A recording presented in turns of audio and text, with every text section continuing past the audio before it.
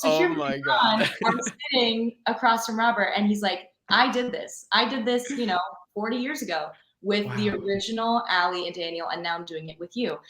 Cobra Kai. Kidding. Bonsai, I'm the Cobra Kai kid, and today I am joined by Jetta Juriansz, who plays Ali Mills in the Karate Kid, the musical. How are you doing today, Jetta? So good. I just realized how much easier Mills is as a last name than Juriansz. It's like this like extremely complicated name, and then just like Ali Mills. Well, it's so great to be talking to you. Thank you so much for coming on today. Thank you so much for having me. I'm so excited. We talked about this earlier, but I showed up a day early yesterday, thinking that our interview was yesterday. So I'm apparently very excited. I'm apparently 24 hours early excited. Yeah, you got me nervous. I was like, wait, what? I messaged him and I'm like, I'm so sorry. I'm just figuring out the computer. And he's like, you do not have to be here. I thought I got something wrong, but okay, I was just trying to interrupt your time with Jake. That's really what I was trying. Yeah. I'm just trying to ruin your interview with Jake Bentley Young. Yeah. And he was talking all that smack about you. No, I'm kidding. I'm kidding. I knew it. I knew it. No, he was actually praising you, and so was Kate, because I spoke to Kate too. Love them both. I literally just watched Kate's interview just now before. Oh, I really? previewed this interview with Kate's interview. Yeah. Oh my And God. she's such an angel. I'm like, I just can't believe I get to sit next to her in the dressing room. She's one of the funniest people, most angelic human people ever made. I'm just like, love her. And she says that you're one of the funniest people she speaks to. I know, and I'm like, maybe it's just us like cackling in the corner. Like she makes me like full on belly laugh. Even on days where I'm like exhausted, she somehow finds a way. She's incredible. Yeah. Well, do you think like the comedy like refer, because you worked on Studio C, like the comedy sketch show, like how big a part is comedy in your life? Definitely a huge part. I feel like especially the last like 3 years of my career has been really dedicated to comedy. Because I'm an actor first. I'm just like trained as a comedian, and so I ended up doing more and more comedy in my career and landing there, which I love because I love comedy. I'm actually working on my SNL tape today, so I'm like I obviously love it. But yeah, so it's been a huge part of what I do. But most of all, it's just part of who I am. I like to bring comedy to everything I do, everything I write. So yeah, being on Studio C was obviously like a dream job, just doing sketch comedy every day. So yeah. Wait, so you're doing SNL tape? Yes, my SNL. It's SNL season, so my tape is due like this week. So I have to. That's the only other thing I have to do today is characters. But yeah. Oh, cool. Okay. Wait, so is it like, where are you doing that? Like at your house? Like, Yep, it's just a self tape. Actually, my SNL tape prior in years past is what got me on Studio C.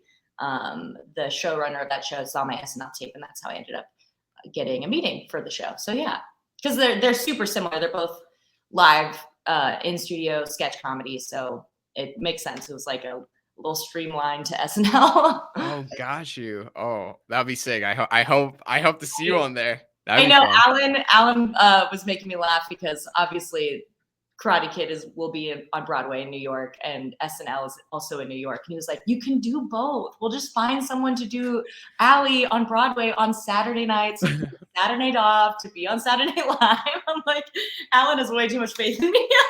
I'm like, if one of them even halfway works, that would be a dream. Oh my God, that would be cool.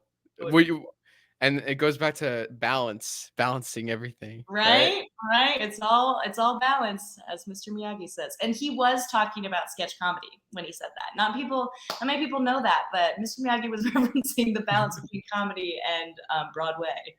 Yeah. Nothing to And do with and is that just like a part of, like, would you say like your everyday life? Like you just like you're like quick in the moment, like with like jokes and all that? I guess so. I have 5 sisters.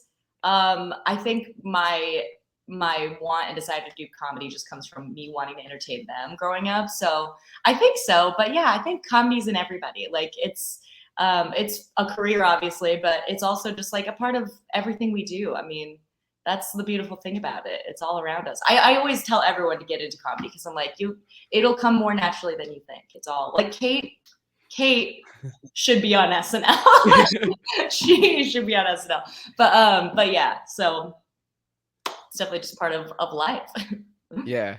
So is the goal like to be like a reoccurring member there, or like just like for like a guest spot? It's definitely one of my goals. Yes, but comedians will tell you SNL is kind of just like an ever-present. You're always sort of going for it all the time type of job. But yeah, so it's definitely like a big picture dream. But it's so, you know, there's only so many spots. It's so much depends on who's there, what they're looking for. So it'll probably just be something I audition for every year for the rest of my life. Yeah. Yeah.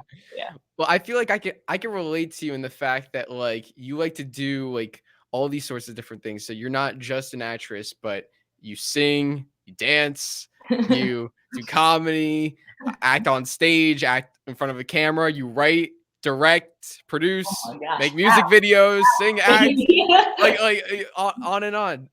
Can you talk about like just like all those different like things in the theater world, the film world that you're involved in? Totally. I think we talked about this outside of the theater for a little bit, but I feel like people feel like they have to pick a lane if they want to be the most successful at one thing. I feel like a lot of people are like, I have to just commit to doing this. This is my thing. I'm going to pursue this full time. And I always was drawn to the arts. I was always drawn to entertainment my whole life. That was the only thing I wanted to do. I never had a plan B. But there's so much to be done in the arts. So, you know, it's not just acting. There's like, obviously there's directing, there's writing, there's producing, there's like all these things that I felt so drawn to and I wanted to get my hands on.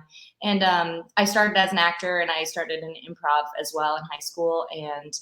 But then there's, you know, other things. Like I ended up being the vice president of our thespian club. Whoop, whoop.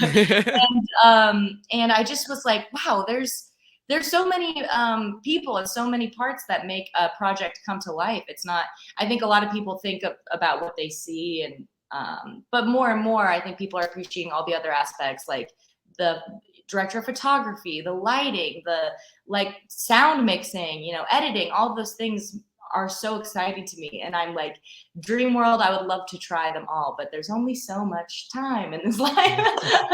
But so yeah, I've just been trying to get my hands on as much as I can, especially in the last few years. I've been really into writing.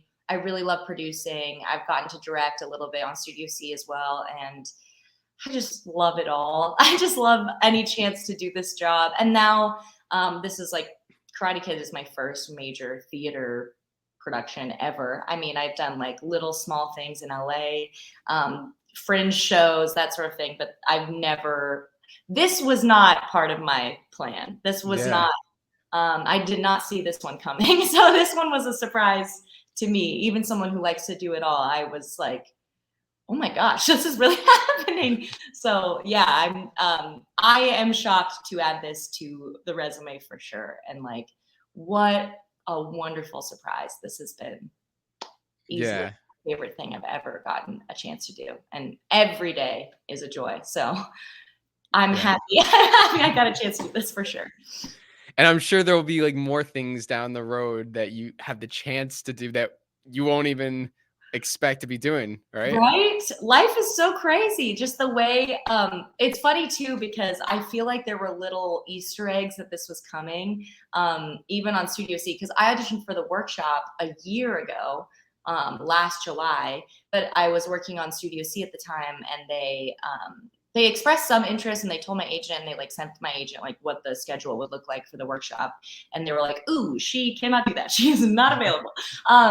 But then I ended up doing a sketch on Studio C that year, or last year, called 80s Ghosts. And it was like a silly sketch. My friend Kyle wrote it. It's all these ghosts who are trapped in a mirror at the mall from the 80s. So it's all just like quippy 80s references. And literally my character had a line where she's like Mr. Miyagi, like we're all these like valley girls from the 80s, and now here I am playing a Hills girl from the 80s, and I literally referenced Mr. Miyagi, and it's funny because it was like all of us for some reason on the cast got like attached to that line. Everyone at Studio C was like, yeah, like Mr. Miyagi, like we were all just saying it all the time, and then lo and behold, here I am with Mr. Miyagi. I know that's pretty crazy. It's like when Harold and Kumar, written by the Cobra Kai creators, there was that movie came out before Cobra Kai, and there were like they dropped some Karate Kid Easter eggs, and little did they know they would be making Cobra Kai. Right? Yeah. It's so crazy, yeah. And I'm also like, Karate Kid is so embedded in our society. Like it's such a huge part of, it gets referenced in so many things. I think things that even go over some young people's heads because they don't realize what it's even referencing to. But excuse me. But yeah, I mean, Karate Kid is everywhere. Like it's influenced so many things. And now obviously with Cobra Kai, I mean, it's in everything right now, which I love. How cool. And what an amazing time to be doing Karate Kid the musical, because so many generations of fans and new fans who love Cobra Kai. So it's like, we're just lucky this is happening now, for sure. Yeah. I could tell you this, if it weren't for Cobra Kai, I wouldn't be watching this musical, because Cobra Kai was my introduction to the universe. I think that's true for a lot of younger people. I think they ended up wanting to go back and know what, know the backstory of Johnny and Daniel and everything, and Mr. Miyagi. And I think that's so wild. I mean, because I just grew up knowing Karate Kid. I even had the second Karate Kid with Jaden Smith. So I'm like, yeah, I just knew about it growing up. It came out 10 years before I was born, because I was born in 94.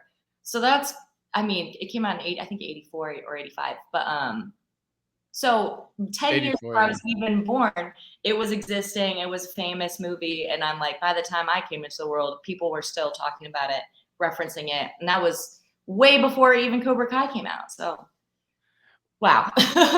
Wait, I'm trying to think. When did the next Karate Kid come out? You know, the one with Julie Pierce?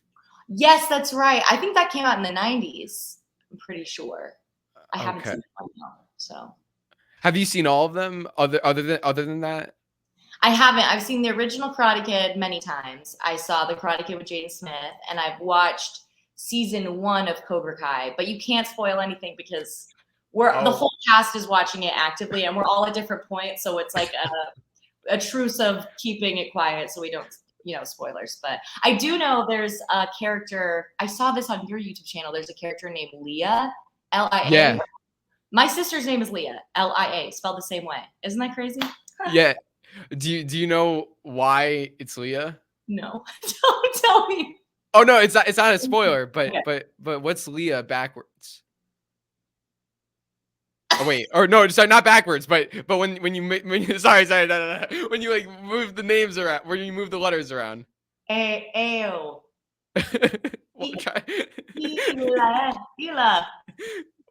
Why? I don't know. Leah, L-I-A. Oh wait, yeah. So switch the letters around. You got this. You got this.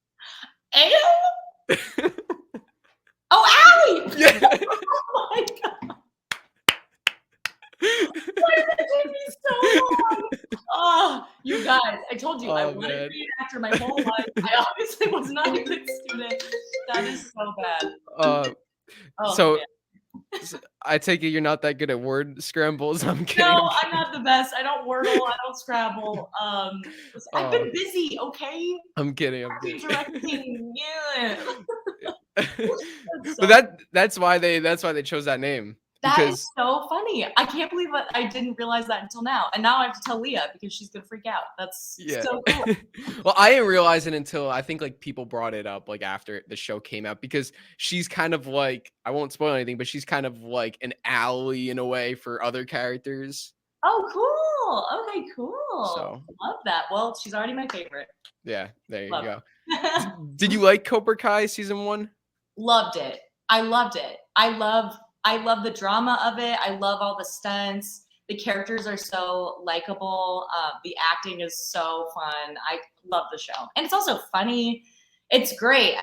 Gave me an inner conflict though, because I was like, man, do I want to be a Cobra Kai? Yeah. Miyagi-Do. Miyagi-Do. But yeah, no, it's so great. And I love coming of age stories. That's like one of my favorite things. So it's perfect. I mean, like all the teenage drama and then also real drama and then the drama of them all doing karate. Like it's dream come true. Love it. It's perfect. Wait till you watch season 2. It might make you want to flip sides. Oh no, I'm sure it will. I mean, the Cobra Kai kids are so good. So I'm like, I wouldn't be surprised if by the end of this, I'm like full-fledged Cobra Kai. No pun intended. The Cobra Kai No, kids. exactly. You know, it was pretty cool. They actually did say, Anthony LaRusso did say Cobra Kai Kid in season 4. So Hey, that could have been a shout out for you. I say you sue them. what? You guys stole the name. So have you like, are you just starting watching? Is that why you're still at season 1, or are you just busy? I watched season 1 before I got here, and then some of us are kind of like, it's complicated because you don't want to know too much. Technically, Cobra Kai happens, you know, much after when we're seeing Ali. So it's like you don't want to know too much and let it inform your choices now. You know what I mean? Because it's kind of like on some shows they keep things a secret from the actors because you don't want to give away too much. I don't want to know because obviously Johnny's one of the main he's the main character. So you're learning more and more about Johnny that doesn't exist yet when I know Johnny. Does that make sense? So I don't want to influence the way that I'm meeting him and interacting with him now because it might change the way that I feel about him or process him. It's like, you know, but I watched Cobra Kai before I knew that I had booked Karate Kid the musical. And so now I'm like, even now I have to be like, okay, well, this is Johnny. This is high school Johnny. Like I can't know what he turns into or, you know, how he ends up rejecting his family and all those things that happen on Cobra Kai because that hasn't happened yet. So I'm like, you know, you have to deal with exactly what you're seeing in that moment. Yeah. There's some things. They also released a comic book, which is pretty cool. A comic book series from the Karate Kid told by Johnny's perspective. I did not know that. When did that come out? Before Cobra Kai? It came out after Cobra Kai, before the show went to Netflix. So whoa, it was like back when it was smaller, and it's Karate Kid, but from Johnny's perspective. So you might not want to read it because it gives definitely give things away. Oh my god! Like I wish you, if you knew there was one moment, like an actual scene in Karate Kid, but then you see Johnny's perspective afterwards. If you knew that, it might affect how you feel. That's all I'll say. Dang. And that's the thing is like, I think in a way, the way that the Karate Kid characters are fleshed out in the musical as opposed to the movie. I think even in the musical, we're seeing more layers to Johnny than we got to see in the movie. Just because we have a little bit more time to flesh them out, you get to see, you know, definitely more flavors of Ali that didn't exist in the movie. But yeah, I mean, even without saying spoilers, that locker room scene that comes after Ali's birthday party in the musical, that's a side of Johnny we didn't get to see in the movie. And, you know, that comes before the country club scene. So that influences the way the country club scene plays out. But even then I was like, I don't know. Ali can't know that the locker room scene exists. She can't know. She has to I have to keep my choices as an actor to what I am able or allowed to know. But it's also like me and Jake have talked about this a ton. Johnny and Ali have had like a huge past. Like they've known each other their whole lives essentially. So there's a lot of backstory work that we had to do where, you know, the audience doesn't get to see that, but it informs all the choices we make as actors. You know, he's not just a regular guy I broke up with. This is a guy who probably knows me better than anybody else at school and knows my family and like probably was my first kiss and like all these like layers that add to the way that we interact now as a broken up couple, you know? Yeah. Do you have any like specific like things that you talked with Jake about, like how you guys maybe would have met or like certain specific things? Yeah, we made some choices too because you know, and some of these things may not be technically true to the lore of Karate Kid, but have to be true to the way that we're playing it because we you know, our actors playing it in this version in the musical. So we made some choices. We made choices about like, you know, just their relationship and some of the fun, like in the musical and also in the movie, they have this quick banter, you know, like he says something, I snap back at him, he snaps back at me, and how probably at some point that was like kind of romantic and like cute, the way that they can just be quick with each other, and they probably thought that was like fun, and the way that they used to flirt, and now it's like bitter, and Ali doesn't enjoy it anymore, and that's probably makes Johnny like twice as upset, you know? He's like, what, this used to be fun, you used to love this, you used to love the way that I was like a little jerk, you thought it was like cute, and now you hate it, what? So stuff like that. In my mind, Johnny was definitely like my first kiss, and everybody at the school probably sees me as like Johnny's girl. So that's why when like Daniel comes in, it's like, it's not just like shaking up this one relationship. It's kind of like shaking up the status quo in general, because they're like, whoa, hold on, you're new. You don't know how this works. That's like Johnny's girl. Always been Johnny's girl. They've always had the thing. Don't get in there. You don't want to get out of there. Which is kind of what I feel Freddie is trying to do. He's like, hey, buddy, wrong choice. Not Ali. Someone else. She's not for you. You know what I mean? So stuff like that. Like in high school, there's like unspoken rules that people just sort of stick to, and kind of feels like Daniel's like, I don't care. I like that one. I like her. Yeah. You know. Yeah, I'm curious to hear your thoughts on this, because it sounds like Ali, you know, is like maturing as a person, evolving. You know, like she's moving on from that, but Johnny just is always just in his narrow-minded ways, not open to evolving. He's just, and you know, it goes to his father figure, KREESE. You know, that's who he gets it from. Right. Yeah. I think that KREESE and Johnny speak to a lot of people who are unwilling to change and evolve and grow and learn. You know, I think there's a lot of people in America that feel that way, that just don't want to, they don't want to change. They like the way that things have been. And it's been working out great for Johnny thus far. I mean, he has this amazing life. He has like his girl, he has this school, he knows exactly who he is at school. He has his friends, and they respect him and they listen to him. And then here his mentor is like choosing him. He's like, you're the special one, I choose you. And that makes him feel great. He kind of feels like, you know, it's more than just Daniel coming in and stealing his girl. Like it's Daniel coming in and stealing his place in this life in his mind. You know, he's like, this is all supposed to be my thing, and now you're coming in and ruining it. And now he's doing karate. Like, oh man. So I think for Johnny, it's a little bit more nuanced than just like, hey, stay away from her. I think it's like, hey, stay away. This area is mine. This is my turf. This is layoff type of thing. And here, Ali, you know, I think we meet her at a really pivotal time in her life in the musical. Like she basically, when we meet her, she's decided, like she has already decided, like, this is not what I want anymore.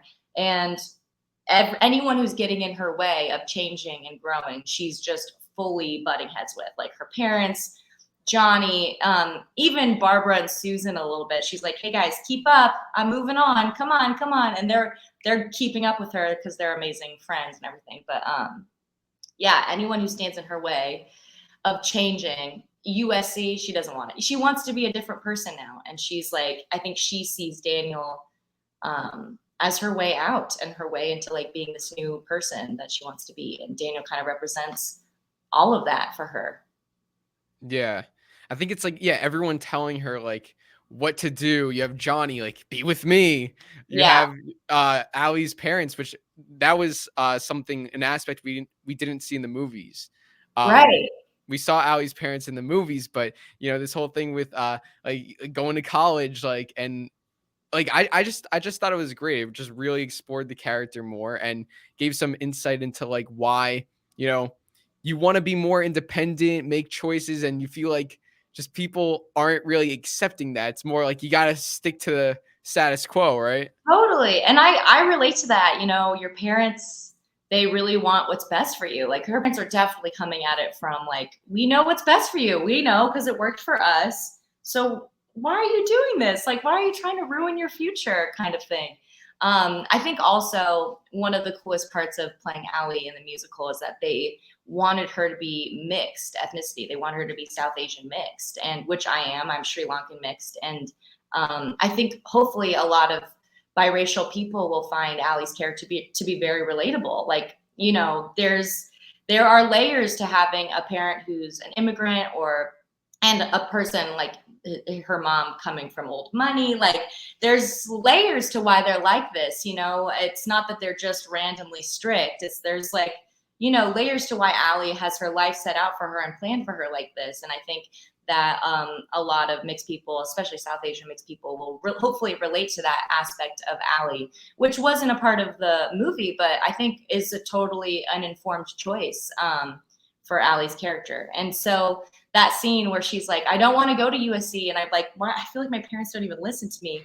I feel like, not that that was my experience growing up, but my mom definitely wanted me to have an amazing life, and she wanted me to go to college and do the thing. And I was like, I want to do a different thing. And it took a while for her to understand that, for my family to understand that. But they did. They understood it. And now they're full-fledged in support. And my mom was always supportive. It just, I think, you know, the fear of wanting to know that your kid's going to be okay and have a good life and a good future. And I think, you know, even Johnny represents that to her parents. They're like, we know Johnny. We trust Johnny. We've known Johnny his whole life. Why don't you like him anymore? Yeah. You know, and now here comes this kid from New Jersey, and they're like, who is this kid? Like, look, he's like a mess. Why do you want to be with him? So, yeah, I think the tension in Ali's life being pulled in these two directions, like, I think right now she's the only person in her life who's standing up for her. She's the only advocate for her future. And I think even Daniel takes him some time to understand truly who Ali is and what she wants. For sure. So when you are like playing Ali on stage, do you like just have to like get into this like completely different mindset that you're Ali, or do you take maybe any like personal experiences, like what you said, like that you relate to, and kind of like those feelings and kind of put it into the performance, if that makes sense? Totally makes sense. My friend Liz, who's an amazing director, we worked on a play actually a couple years ago, and she was like, she gave me this great advice that was, characters that you're playing, you don't delete yourself and become them. You're everything you are plus a whole other person. And that's how I feel about Ali. And Ali, I mean, we're not so different. Like, I really relate to Ali. I mean, she's a little bit more direct than I am. I use comedy a bit more to get what I want and to express what I feel. But she, you know, I've been that girl a million times in my life, where I've just been like, no, because I'm a very direct person. I'm always going to be honest. Ali is like, I think, one of the most honest people in the show. She always tells it like it is. She's ready to tell you how she feels. Nobody asks, but she's ready. You know what I mean? She's not hiding underneath something. She's not pretending to be someone else. And that's not true for, I think, a lot of the people in the show. You know, like, Daniel's really trying to be something he's not in a lot of parts of in the musical. And I think even in moments he lets his insecurity get in the way of like fully seeing Ali for who she is. And here Ali is like I saw you right away. I like you the way you are. I don't want you to be anything else. I mean, Ali doesn't even know about the karate until the end. And so here Daniel is like, I think he thinks the things that will make him a good person, or an impressive person, or someone that's worthy of love is going to be, you know, defeating Johnny and being like strong and karate and all these things. And like, Ali doesn't know, nor does she care if he does karate or not. Like, she just likes him for who he is. She likes him for what he's giving her. And then when she finds out that he's doing this thing, and he, you know, tells her about all this stuff, finally, when he's finally honest with her, she's on board, because she's, you know, she can be anybody's cheerleader. It was a little like, you know, he's like, oh, I can't be at your birthday. I gotta be somewhere. It's like, where? I know. I'm just seeing a friend. I'm like, here, Johnny comes in, ruins her party, and then Dana's like, well, I gotta go. I won't tell you why. She's like, boys are the worst. Like, just tell me. I think it's also fun to play a strong woman who knows what she wants. We talked about that even because there's some kissing in the show. And for that, we have intimacy coordinator who, talks about intimacy with us, talks about, all the touching that we do in the show is very planned out. It's like very rehearsed. It's all informed. It's motivated by character. It's motivated by feeling. So we talked a lot about how Ali's kind of the one calling the shots. Like, she invites him to the dance. She invites him to her birthday party. She is the one who's like, take me out. Come on. Yeah. So she knows what she wants, which I love. I love that because I've been the same way in my life. I've always known what I wanted, and I'm willing to do what it takes to get it. And that's how she feels about Daniel and about Johnny leaving her the heck alone. Breaking the stereotype. Right, exactly. That's great. I'm curious, like, because you do the same show like all the time, like everything, like the whole story, how it unfolds every moment. If there's like one moment that like you could like maybe change for one show, like, oh, that would be cool if that happened. Like, for example, like Johnny wins the tournament or something. Like, Wow. like what moment would you just want to, like, one moment in the whole musical? It could be big. You just change that. It could be for your character, maybe for your character specifically. Well, so it's funny that you say Johnny wins the tournament because in my version of Karate Kid, he does. You know what I mean? Like, well, just because I'm like, the whole point is to not win or lose. Like, I would, like, to me, and obviously I love that Daniel wins. I think that's the way it should be. But like, in this alternate universe where I write the ending, he loses. And I think that that's a lesson learned. Like, he still gets the girl. You don't need to win the tournament to get the girl. You don't need to win the tournament to resolve this conflict. You know what I mean? And I think in the end, that is the lesson learned anyways, but he wins. And I kind of want to see what would happen if he lost. You know what I mean? These are fun. Because I think, then maybe Johnny is like, look, I won, and Ali's still like, I still choose it. Yeah. I just think that would be a fun lesson, but underdog story, everybody wants Daniel to win, obviously. So he's got to win. Yeah. But wouldn't it be fun if he lost? I don't know. I think, what I think it would be like season 1 of Cobra Kai if Johnny won the tournament, because Johnny won in season 1 with Cobra Kai, but he still wasn't happy. Right. Exactly. Like, he still wouldn't have gotten Ali. He still would have had like KREESE, who didn't even care about him, just cared about the trophy. He would have won and had all the cheering, but he would have ultimately like been alone, the same. Exactly. He kind of learned that lesson at the end of season 1 of Cobra Kai. But yeah, I think that's the overall lesson. Like, it's not as simple as you win the tournament, you win the girl, that's the end of the story, and now you live happy only ever after. Like, it's like there's life. It doesn't work that way. I also would love to know, and the Broadway version is going to change a lot. I mean, it changed a ton, even the days leading up to our opening night.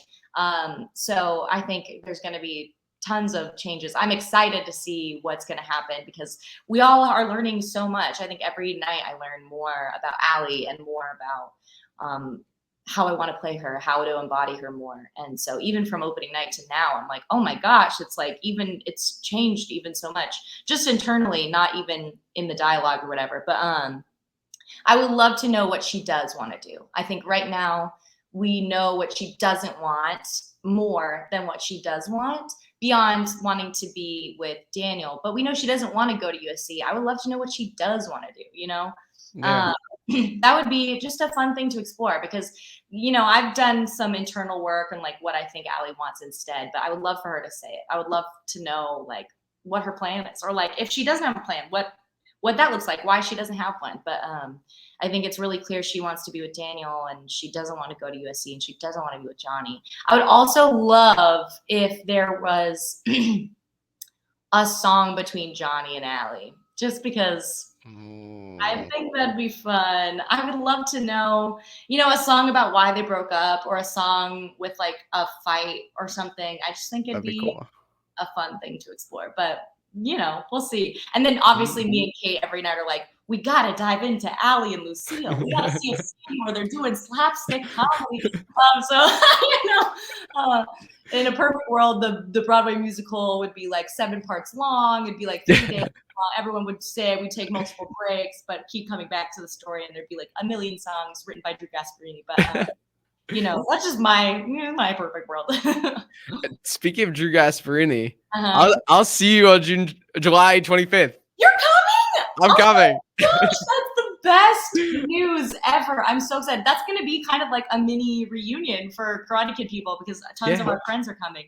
I am so excited for that and also so scared because, oh man, this world is so new to me. And I'm like, but I still understand what a big deal it is. Like, if anything, I understand even more what a big deal it is. So like to be singing a Drew Gasparini original song in a Drew Gasparini show at 54 Below, which I've like been watching forever. Oh my gosh, I'm sweating. I'm sweating just thinking about it. Oh, I'm so nervous and so excited. And I'm so happy Jake's singing too, so we can be nervous together. Yeah. Oh, you're going to do great. I'm so excited for it. Yeah, a little Karate Kid reunion. Yay! It's going to be awesome. It's going to be so good. And you can't, like, none of these songs could come out, right? Until the... I guess not. I wish. Because I'm like, I wish we could just sing all the Karate Kid songs. I know. But, you know, spoilers. We got to keep people excited to see the Broadway show. But I know. It's crazy because I'm like, I mean, I thought that film and TV moved slowly, but theater, 12 times slower. 12 times slower. It's such a slow process. I mean, which thank goodness, because they get to nourish these characters and nourish the story so much. And the songs for Ali have changed every time that I auditioned and had a callback for it. Really? Every time. Even my final callback, that song isn't in the show anymore. In fact, the last duet between me and John, or Ali and Daniel, Drew didn't write until we started rehearsals. And on the first day of, or maybe it was like the first week, Drew took me aside and he was like, so I'm writing this song. This last song hasn't been written yet. What do you think Ali would like say here? And it was so fun that's like one of my favorite memories of this process, was being able to like, me and Drew like scurried up into this like music room, and he just like, that man is gotta be one of the most talented human people ever created. He's like unnaturally talented and also unnaturally nice, unusually nice. There's something wrong with it. But he wrote that song from scratch based off of me and John's, you know, just talking about the characters, what they would say. I essentially was like, so Daniel like runs away from Ali the entire show. I feel like she should address that and be like, hey, you keep running away from me. What's the deal on that? I've only been honest. Why can't you match my energy type of thing. That was so fun. And then to like be singing that from scratch, finding the melody together, harmonizing with John's stunning angel boy voice.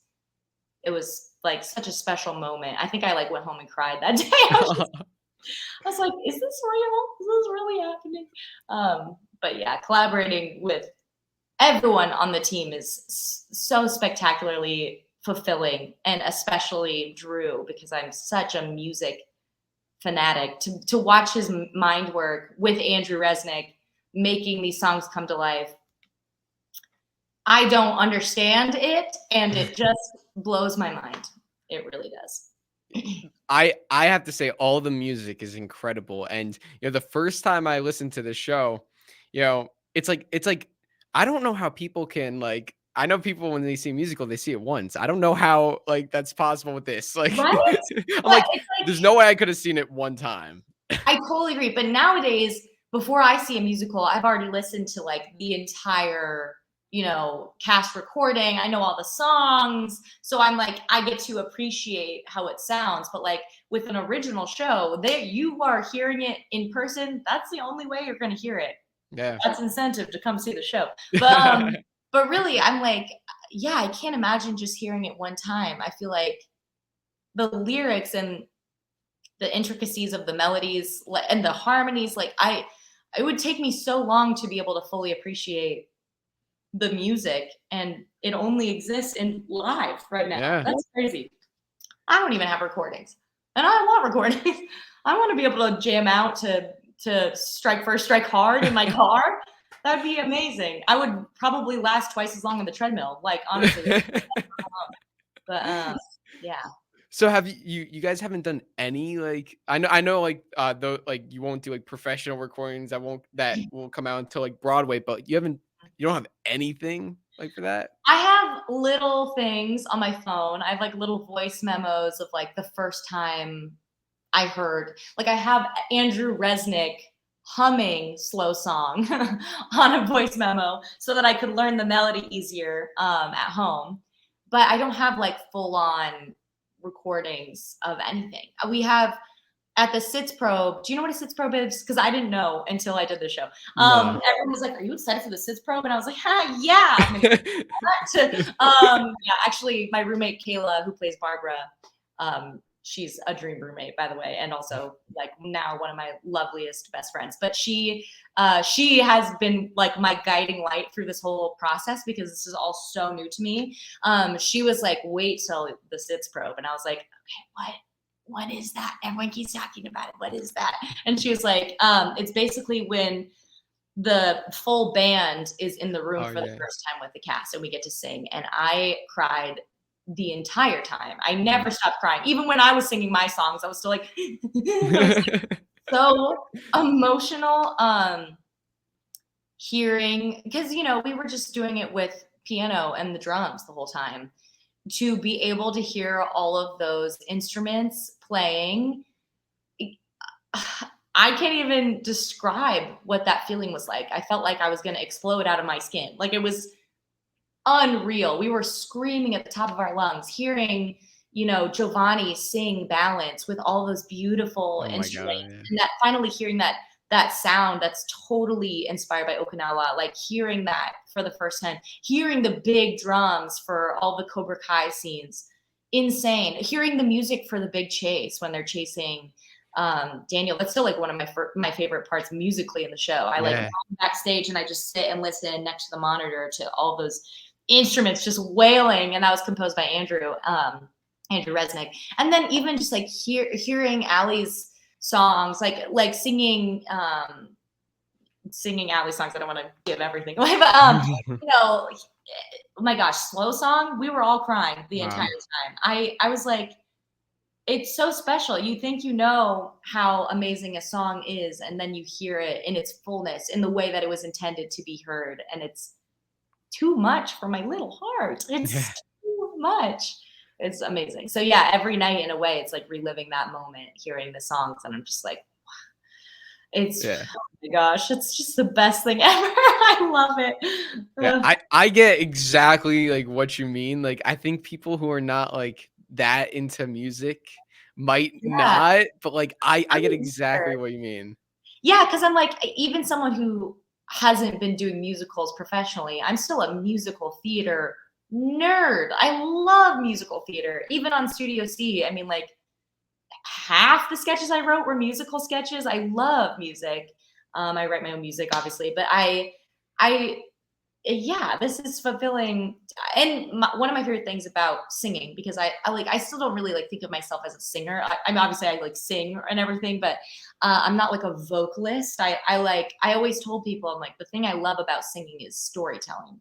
My favorite thing about music is telling a story. Like, and that's literally what musical theater is. Like the songs aren't just songs you want to listen to. They're songs you feel. They're songs that move the story forward. They're songs that like tell you more about the character or tell you more about what they're feeling, because I think this is just something people in musical theater say. I don't know if someone invented this saying, but like basically musical theater is like when someone is feeling something so much that they can't express it anymore in words, they have to sing it. And I'm like, that is so universally true. I mean, like, I feel like that's the best way to describe the songs in the show. It's just the moment where it can't be spoken anymore. They have to sing it. And I'm like, that's so true for all of the characters. I mean, like, can you imagine like now I'm like, KREESE has to sing that song. He has to. Like, he can't get that message across without singing it. Like, that's the only way. So stuff like that. It's perfect. It's perfect. And you and John, like, holy crap! Like, you guys, like you said, his voice is angelic, but yours is like, Oh my like your gosh. voice is amazing, and both of you, like each of you individually, are great in your solo performances, and then put it together, and like, holy crap! Like that, Oh, you steal the whole, like, it fills the whole theater, and it's like the harmony, because oh. there's not too much, like you have Daniel and Lucille, they have their duet.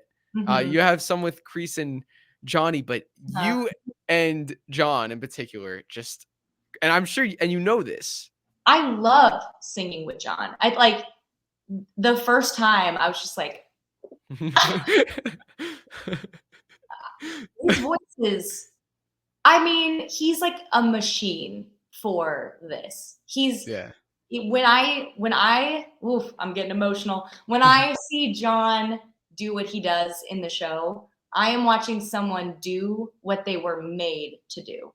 Yeah. That's how I feel. And when I sing with him, I feel like I'm singing with someone who is made to sing. And I just like feel so lucky. Wow, that everyone in the cast will tell you I cry all the time. I'm such a crier, but like, I mean, his voice is, I've never heard a voice like that. It's weird, isn't it? It's like, and he always sounds that good. He always sounds that amazing. And he puts so much love into it. I mean, obviously we get to play people that are, romantically interested in each other. And I love romance. That's like my favorite. That's my favorite thing to write. That's my favorite thing to watch. I love romance. It's like, who doesn't love love and all Yeah. the fun things that come along, all the awkwardness, all of the like good moments. And really feel, we're playing teenagers and our two duets. It's so much like push, pull. I get the guts to do this, and now I'm embarrassed, and now you have the guts to do this. It's very much until the moment where they finally like are together. It's such a dance of teenagery, awkward. We just want to kiss each other on the mouth. It's so special, and John is, I mean, a dream to work with. He's amazing. Yeah. You both are great. And I love the choreography for Slow Song, like with the, like you talked about, like the intimacy. It's like a subtle dance. Like I can't Mhm. even describe it, but like what is that like that choreography like for you in particular? Well, Keone and Mari, obviously. I mean, they're, to me, everyone says this too. It's like they're the magic juice of the show. Like, and I don't even have to dance too much in the show. Like, I really like, the first big number where we're meeting all the characters, I do dancing, and then, but yeah, it's not like Allie's like out there like doing kicks and or whatever. So that moment though, Keone and Mari kind of described it like when you're slow dancing and you just don't know where to put your hands. I Said, love it. that is exactly true. And obviously when you're in high school and it's a school dance, you just sort of like awkwardness of like, we're touching. But it's like because it's musical theater, we get to explore that even more. And like, what a gift that we get to do that. Like, what a gift that we get to explore all these like little moments, and like he touches my hand and guides my hand. I always say in a lot of the show, I'm not even in control. I'm just letting John guide me. Like, and I really feel that way in Slow Song. Like, he's really just moving us around, and it's like, it's so much so that when Trevor, who's John's understudy, he played Daniel for a few nights. He even played last night because John needed to take a break for his voice. But when me and Trevor did Slow Song for the first time, he was like, "What happens here? Like, where do you put your hands?" And I was like, "I have no idea." John moves my body around. I'm like, "I don't know. I don't know. John's doing it. He's doing it all." But yeah, I love all the awkwardness of just like these little touches, and then like when our hands finally meet, like being able to like settle into that. Like, I feel like we finally like take a breath and we're like, "Oh." Yeah, it's those special moments that you really can't get anywhere else other than in musical theater. I like really think it's like this special magical fairy dust that you just don't get to explore elsewhere. And it's so fun to do. I mean, it's like so fulfilling. It's like scratching so many different parts of my brain. I feel like so fully locked in when I get to do numbers like that. It's unreal. Yeah, and it's so great because, like, you know, in Karate Kid, Daniel and Ali, you know, they're going to golf and stuff, they're having fun, they're young love, but in this, it's like, I mean, it's just naturally so much more like intimate because of music. I mean, they're singing to each other. You don't Yeah, you don't do that if you're like, I mean, I know right. it's a musical, but it makes it that much more like it connects Vulnerable them. Yeah. too. Yeah, I mean, it's vulnerable to sing close to anybody. Like, I'm like looking John in the eyes and I'm like, I'm singing at you.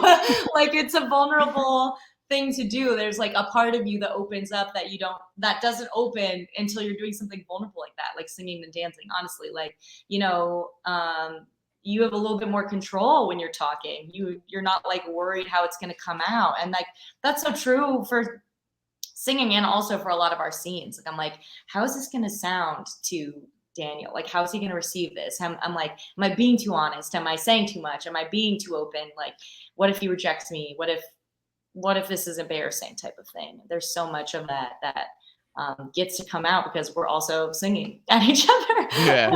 Yeah. So yeah. And because you guys are like such close friends, like all of you guys, like, Mhm. does it like maybe like do you get like sometimes if you're like looking at them right in the eye, you ever Yeah. like want to just like laugh? Like, Yes.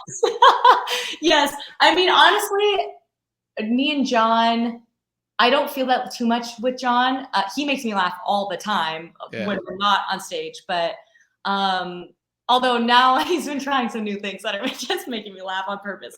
But it isn't often that I'm just like am having an intimate moment with him and I want to laugh. Honestly, we're like pretty in there. We're like pretty locked in, feeling all the feelings.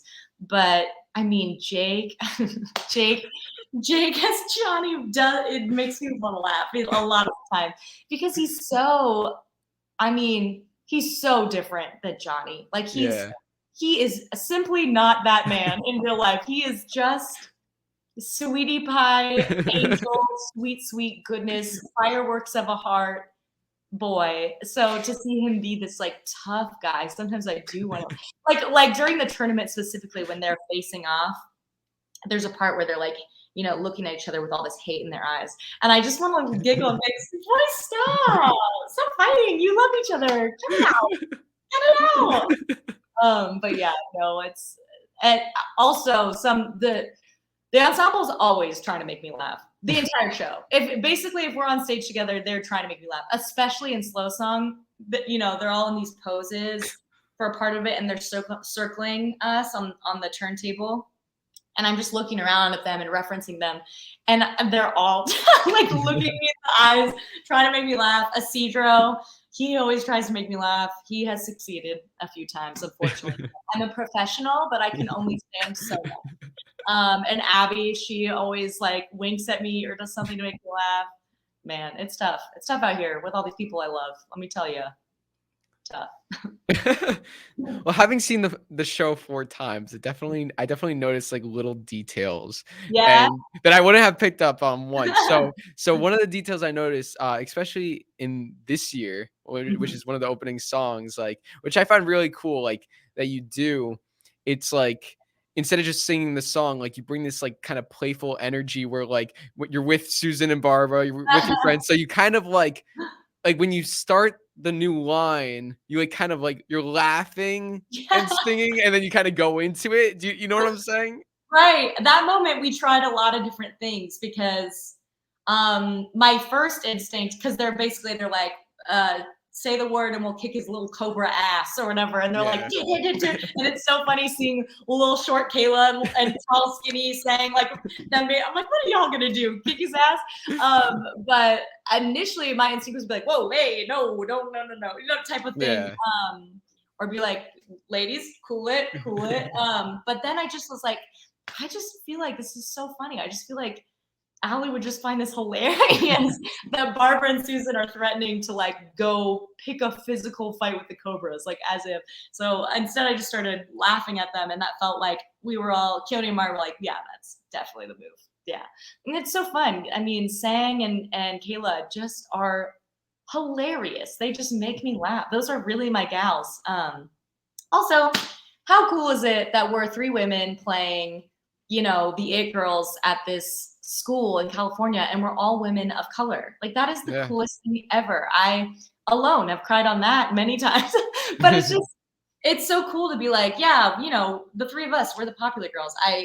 That's so cool. And I've never gotten to work with another South Asian actor who also is a woman. That's never happened to me. I know plenty of amazing Indian female actresses and comedians, but we never get to work together. We're all auditioning for the same parts. So I'm like, you know, if Yeah. it's so cool to be like, yeah, Susan and Barbara, and like me and Kayla relate to each other being mixed. Like, they're just things that I'm like, if I went to this school, these are the girls that I would pick. These are the girls I would end up being friends with. 100%. Like, we get each other on more than just a high school level. We get each other on a life level that I hope really translates into how we play on stage, because those are my goils. I love them. They're so Yeah. great. And it shows that you could be popular without being mean. Right. Yeah, being mean, or, you know, being Eurocentric, and, you know, like, it's hard because I think a lot of people, when they think of like the head cheerleader, I mean, even I'm like, when I think of the head cheerleader, I think of like a little itty bitty blonde girl who's like mean to everybody. That's just like Yeah. the image that society has given us. Like, that's the way that it is in the media. I mean, that's not even how Ali was. Ali, even being white and being blonde, she was so likable and warm and lovely. And you know, Elizabeth Shue was not a mean girl at all by any means. So even just having Ali be that way in the movie was like really groundbreaking, I think, to have this, you know, It girl at the school be this like so like sweet and smart and funny and nice girl. I think that was, you know, really awesome. I think the tendency is to be like, oh, well, if she's like likable, if, you know, if these two guys like her, she can't be like popular. She's got to be like, you know, hidden. Nobody notices her or whatever. And I'm like, that's not even true either. Like, she can be all the things. She doesn't have to be mean. And now I think it's so cool to be playing the ingenue, like the romantic lead, and to be, you know, not traditional. Like, I think that's so exciting. I think part of the reason I always ended up doing comedy, which I love, is that I didn't really fit the archetype of a traditional leading female. I never played the leading female at shows I did growing up. I was always the comedic relief, which I love, but it's just cool to be like, yeah, I'm the leading girl, and I'm Sri Lankan mixed, and I'm not, you know, a size 0, and I'm not a soprano, and all the things, you know. I think the way that Ali is a musical is a really unusual to a lot of musical theater, and then just a lot of media in general. So it's really exciting to be able to play her, for sure. Yeah. And I'm curious, have you had the opportunity of speaking to the one and only Elizabeth Shue? I haven't yet, and I'm so nervous. Oh. I can't wait to meet her. I know she's definitely coming to the Broadway show. Oh my And God. Okay. Robert took me and John out. I think the first week he was in town, and I was literally petrified. I was so nervous. And he took us out to dinner. Me and John are sitting there across from him, like, and he was like, he literally started the dinner with being like, so, any guesses as to why I wanted to take you out to dinner tonight? And then had us literally guess. Really had us guess. I was like, are you firing us? Are you breaking up with us? Like, what's happening? And he was like, no. When Karate Kid started, I took Elizabeth Shue and Ralph Macchio out to dinner the same way I'm taking you two out to dinner. Wow. Isn't that insane? So Oh here my God. I'm sitting across from Robert, and he's like, I did this, you know, 40 years ago with the original Ali and Daniel, and now I'm doing it with you. And he was like, you know, you're working with my material for a long time, and I want to make sure that we all are on the same page about who these people are. And then he talked all about Ralph, all about Elizabeth Shue, and just told us, you know, I mean, she's the difference between me and Elizabeth Shue is she's actually like a genius. Like she's like extremely smart, and I'm like a silly dummy. So I'm so excited to like meet her and like actually meet the Ali. Like you know, so much of what me and John do are inspired by their performances because they are Ali and Daniel. They are the parts of them are part of those characters in the same way that, you know, the way that they've written Ali and changed things has been very much according to who I am and who I am for Ali. You know, there are lines in there that I just like said off the cuff and they're like, that's going in. Like, you know what I mean? And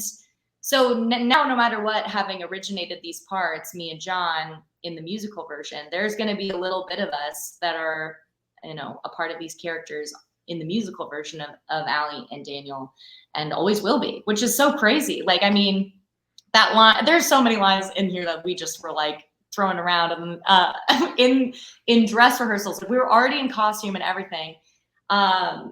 You know, the part in the arcade, the turntables moving right before I meet Daniel for the first time. And I'm kind of like walking backwards and I'm still talking to Barbara and Susan. We were just improvising. We were just like goofing off.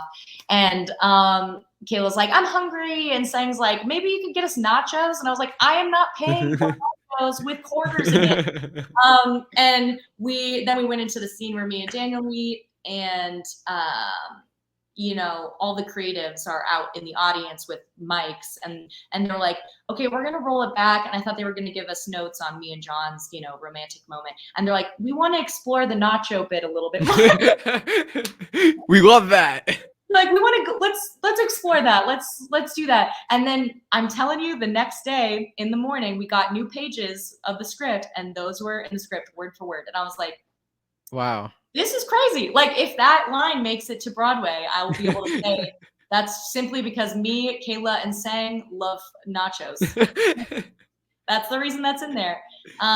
You know, and little moments in Act 2. I mean, I'm giving away too much, but yeah, there are parts of Daniel and Ali that me and John have just infused into these characters that you're seeing on stage, because you can't, like I said, you can't delete yourself. That's just a part of everything you do. Like, there are some parts of me that are just exist in Ali now because I can't delete them. They're just part of there, you know? And luckily me and Ali are very similar. We're not so different, her and I, which is very nice because I love playing her. But, you know, there are things, Alan's KREESE, I mean, KREESE is like larger than life. Like, he's just like exploding. He's bombastic. And that's the way that Alan is. Alan has pizzazz in everything he does. I mean, that man dropped into a split and then was like, just because I wasn't getting enough attention. Like, you know what I mean? He can just do that. I'm like, and in a lot of ways, that's what I feel like KREESE is doing. I'm like, and now he goes into this huge high note because he just was not getting enough attention. You know what I mean? Like, little things like that. I think in a way, Johnny is has a lot of layers to him in this version of the musical, because Jake is a layered person. You get to see so many sides to Johnny. You get to see what Johnny looks like when he's flirting. You get to see what Johnny looks like when he's trying to be nice, when he's trying to be sweet, when he's being manipulative, when he's, you know, angry, when he's sad, when he's embarrassed, just stuff like that, you know, like, I think Jake brings all those flavors to his Johnny. And then John, I mean, John is, he has like a hurt as Daniel. I think that there are parts that he's like really hurting that I think he like brings to Daniel that like, I get to see so much in the musical, that like, he's a kid who's like been through a lot of pain, and the way that he like takes refuge in Mr. Miyagi's room, like the way that he like keeps going back when things are too much or too hard or whatever, he keeps going back to spend time with Mr. Miyagi. And like and then, you know, and now John's been like goofing off in these scenes now, and I'm like, and now, you know, Dana's a little bit goofy. There's just flavors everybody brings. And like LP's Freddie, I mean, Freddie was non-existent for the second half of the movie, and now he not only exists, but he's like a totally full-fledged character. Like, he's someone that people can relate to, and someone that people can quote and reference, and like, that's 100% LP. When you see when you see Freddie, you're also looking at LP, and that is going to exist forever in Freddie. Like a little bit of LP is going to always exist in the way that Freddie is played. And I think that's insane. I think that's one of the most special parts of this experience, that like, you know, of course we're jumping into something that already exists. We're kind of like jumping onto a moving train, you know. Karate Kid has been around long before I even existed, before I was a twinkle in my mother's eye. So it's like, in a way, we're jumping on something that's already been moving and happening, but in another way, we're also bringing it to life for the first time in this way. You know what I mean? We're also expanding the Miyagi-verse. We're also adding. We're not subtracting. We're only adding. And if anything, I hope this makes the fans of Karate Kid and fans of musical theater and fans of Cobra Kai just love this world even more. That's like my biggest hope, because I love it. We all love it. And if there's one thing for sure, everyone who is working on this project is doing it with love, so much love. And so I hope that the audience is able to feel that from the performances, because man, it's like a silly amount of love, a mushy gushy love, like just love. So yeah, I think you can feel it. I think you feel it. I hope so. Do you feel like, you know, now at this point, because as you mentioned, like you're not just doing a musical, like you're doing the Karate Kid. This is a movie. There's books, there's comics, there's Cobra Kai, there's video games, there's like, do you feel like you're a part of this whole canon? Like, do you feel like that? Totally. And it's so funny to say that, because I'm like, I feel like such a tiny itty bitty cog in the wheel. I'm like, I feel like all the time, like, what's happening? What am I doing? Am I gonna ruin this type of thing? But yeah, absolutely. And you know, beyond just like working with Robert Mark Kamen and like, you know, getting cupcakes from Ralph Macchio and like No big deal. hugging freaking Billy, like it beyond just like being literally welcomed in by the people who created it first, like beyond just, you know, being welcomed in by all of these amazing people who created the Karate Kid. You know, we love the story. We like love this world. We love being a part of it. I love being a part of it. And I feel all of the weight and all the pressure in a good way, to not ruin this special thing that is so beloved, and hopefully only make it more special and more meaningful to more people, because there are people who maybe aren't well versed in Cobra Kai, or maybe have never seen Karate Kid. I mean, not many people out there haven't seen the Karate Kid, but there might be people who would never get exposed to this story without seeing it this way, without seeing it in a musical form. And in another way, there may be people that normally would not want to see a musical, or may not want to, you know, see a bunch of people sing and dance and do karate, and will, because they love the story so much. And there are things that, there's a reason Karate Kid still resonates. There's a reason that it's still such a good story. And it's because like the things that make Karate Kid there, the heart of the story, are just universally true. They're like principles that will never go away, that violence isn't the answer, that bullying is wrong, that like you have to have balance in your life, to be honest, you know, to like overcoming grief. Both Daniel and Mr. Miyagi are overcoming the loss of their family members. I mean, war, like, you know, speaking up for yourself, advocating for your needs, all those things are universally true. And you don't have to love karate or singing and dancing, or, you know, have been born in the 80s to know that those are things that move us. The underdog story moves us. And that's why I think Karate Kid will never die. It will always land with audiences. And I hope it just keeps expanding, you know. And now all of us want to be on Cobra Kai. I'm like, hey, I do TV too, so I'm available if you're, you know, thinking of that, you know. That would be great. That might be a little bit meta to like have an Ali, you know, play. I don't know. It might be a little confusing. Confusing. Layers. Maybe if they need like a hologram flashback to an alternate timeline Ali, I can play that. But yeah. Help me, Daniel Russo. You're my only hope. You're my only hope. Which, you know what's funny? I saw you. I'm a big Star Wars fan, and you did that video. That was so awesome. I love that. Well, I'm a huge Star Wars fan. Yeah, I'm. Yes.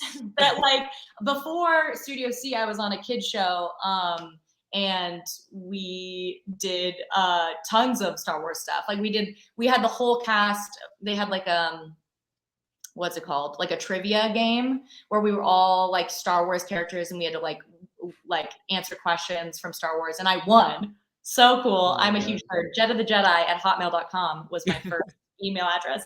But yeah, I'm a huge Star Wars nerd. Huge. Love Star Wars. Would also love to be in Star Wars if anyone out there is. Ooh. I'm just saying. That would be I'm cool. pitching myself for all my favorite things right now. Do you like Baby Yoda? Love Grogu. You kidding me? He's so cute. I love Baby Yoda.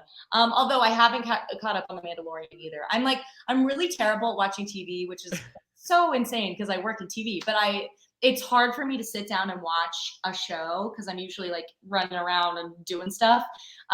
So I haven't finished Mandalorian, it's so terrible of me. I love, and I haven't watched Obi-Wan. I'm needing to get caught up, okay? But I'm very busy right now. I'm doing a musical. I just finished Stranger Things, though. Another show. That's great.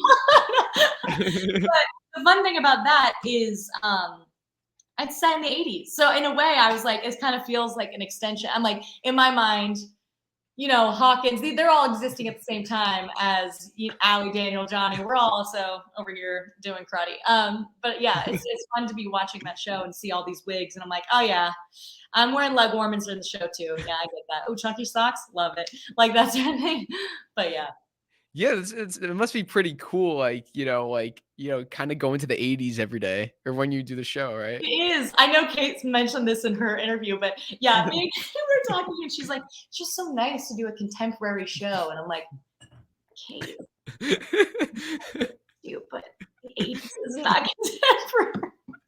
It's a period piece. Like y'all are wearing 80s wigs. Like this is like 40 years ago. It's so funny. But yeah, it's a blast. And the 80s are the fashion is like, what's going on here? Like it's so funny to be like, yes, I'm Ali and I'm just so cute and hot or whatever, and be wearing like candy cane shorts. Like what's going on? Also funny. I took a color matching quiz because you have like different seasons for colors you're supposed to wear. I took this quiz the other day on like what colors I'm supposed to wear, and literally under colors to avoid, the shade of pink I wear the entire show. The whole thing, yeah. There were only like 6 colors to avoid, and that was one of them. I was like, well, darn. I'm in baby pink the entire show. So if you see me as Ali, just know that I look a lot better in other colors. Apparently. They were like, don't wear that one. and they didn't give John the jorts, right? Because Daniel wears the jorts. They didn't do that. They do that. The 80s, I mean, let's be honest, not always the most flattering outfits. Not always the most, I gotta wear a fanny pack. I love a fanny pack in my life. Yeah. But there's moments where I'm like, wow, I really got to sell this look. Okay. But it's authentic, the 80s. Yeah. When I went to LA I visited the locations where they filmed The Karate Kid. Really? It was so fun. So awesome. So I saw your house, by the way. It's amazing. How's it holding up? It's holding up great. Love that. Love to hear it. Like I wasn't allowed inside, which is kind of weird. Like I don't know. There's a gate.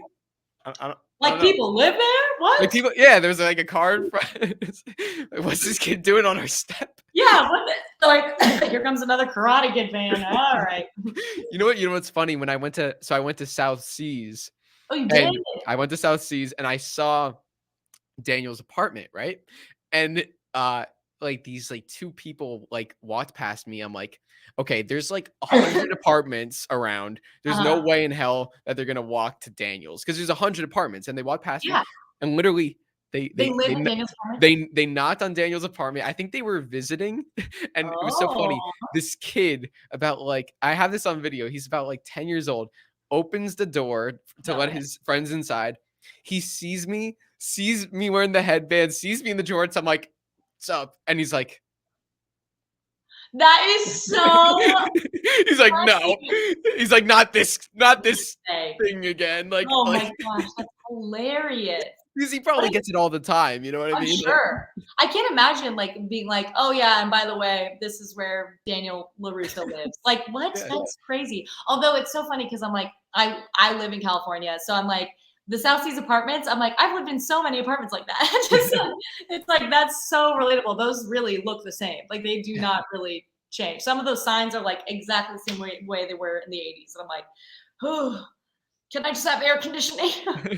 Please. It But was yeah. great. It was great. You should go check out some of the locations. I should, honestly. I mean, when this contract is over, I'm going back home in like 2 weeks. So I'm like, well, what am I going to do? I need new places to cry. I've got Karate Kids. So this will be perfect. I'll just go and, force all the people that live there to watch me cry.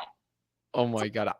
It's pretty emotional, I'll be honest. I'm sure it is. Yeah. But speaking of back to Star Wars, I'll send you I did a Baby Yoda fan film with my Oh, friend. please send that to me. Please. I would I love that. I think you'll like it. It's like 40 minutes long, so it's like kind of like a movie, Oh my God. short film movie. And I mean I know you write, direct, act, so it's like I act in it, maybe some music. Yes. Oh, I'm so stoked. I cannot wait. Please do send I this to me will. immediately. And I also compose some of the music too, so Drew, cool. go off. Thank Okay. you. He's coming for my job. He's coming for all the things I do. Well, that's why I really find what you do cool because I like with that film, I did everything. And it's like you don't really know how many different things there are until you have Right. to do all of it. So So, true. yeah, like I want to talk to you about your YouTube channel, Yes. right? Let's talk about your channel. You have 2 short films on there. You have 2 Mhm, music videos. mhm. So, let's start with the short films. So we Sure. got Bleh and Mhm. Happy Birthday Fay, which I saw Yes. both of them. They were great. Thank So you so much. you of course, you wrote and acted in them. Mhm. And so can you talk about that? Like both of them? Yeah. So Blah is part of a mini series that I wrote with my friend Sawyer, who is also acting in that short. And basically during the pandemic, I'm a very social person. I hate being alone. I love hanging out with people. I love parties. I love being able to socialize, which is why being part of a cast of like 20 people is a dream come true. I'm like, there's always someone to hang out with, always someone to talk to. But Sawyer too, who's amazing. She's like one of my favorite people to collaborate with. She's also obviously an incredible actress, as you could tell from that short. But we both love parties, and we were just talking about how we miss them. And I had written another episode where took place in the bathroom at a party, and I was like, I want to expand this. I just want to see what's happening in every room at this one party and see how they can all intersect and interact. So that's how I ended up writing Bleh. Bleh is part of, I think there's like 9 episodes or maybe 10 of this series where it all takes place at a party at this guy Tanner's house, and each episode is a different room, or sometimes the roof, or somebody's bathroom, at this party, and they're all conversations that are happening at the same time, and all these characters are interacting. They're all mentioning each other. You're kind of figuring out who knows who, how they ended up here at this party, what they're doing at this life, and finding out how everybody feels about each other. And yeah, Bleh obviously is about 2 girls who meet at this party, and they're kind of like hooking up for the first time at this party. And the character I play, Grace, she used to date the guy who hosts this party. So their mutual friend happens to be her ex-boyfriend, and all of the awkwardness that comes with that. And Sawyer wrote an episode in the series as well. We filmed one other episode that takes place in Tanner's room. And there are some characters in that I won't give away because we want to release that one as well. But we filmed that one. We just wanted to release Bleh and, get a response for it, see if we could raise money to film the rest of the series. And because perfect case scenario, I would just film them all the way that I did that one, like with my team, with my group of friends, all on our own. Because I love that stuff. It's like my favorite thing to do. So yeah, so that one so meaningful to me. I mean, being able to work with Sawyer, like one of my best friends in the entire world, and also someone that I like have so much respect for her talent. I mean, it's like working with her was like a masterclass.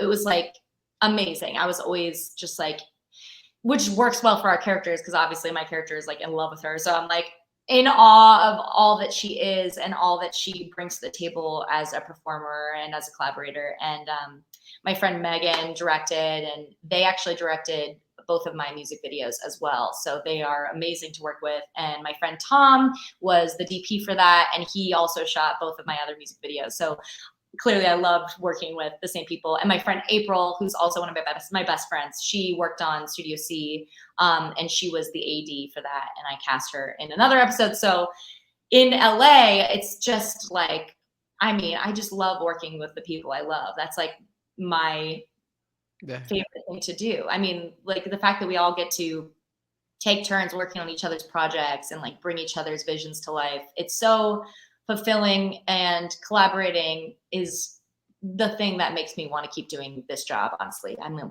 the people doing it.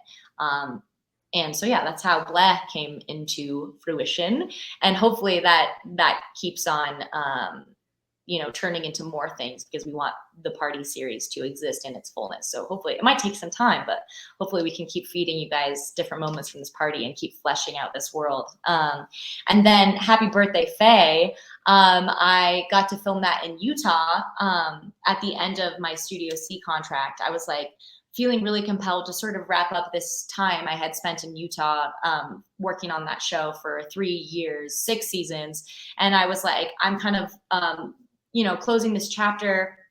And some of my pals that work out in Utah, I was like, we may not be able to work the same way again. I mean, I still go out to Utah a ton to work on commercials and collaborate with folks, but you know, I'm not based there anymore. And so I was like, I really want to make something on my own that represents me as an artist and film it out here before I leave and go back to LA.